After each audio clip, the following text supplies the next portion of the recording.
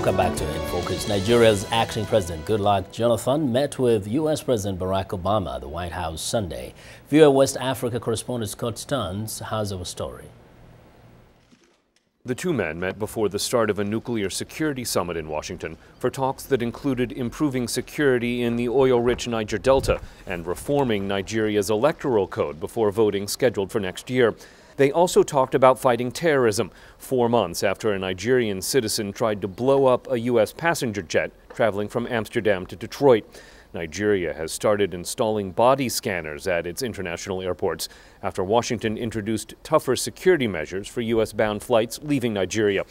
U.S. Homeland Security Secretary Janet Napolitano believes those scanners would have stopped suspected terrorist Umar Farouk Abdul-Muttalib, who had explosives hidden in his underwear. We're delighted that Nigeria decided to put in some AITs, but that there are other actions they're taking as well that are not and should not be public. And those are the kinds of things that are going on in airports around the world and that we'd like to see more of.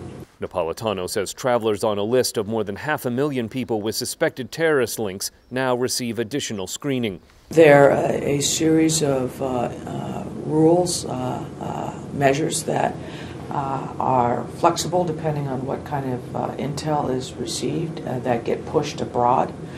So they're available before people even get on airplanes bound for the United States. I believe that they would have, in all likelihood, picked up Abdul-Muttalib before he got aboard a plane to Detroit.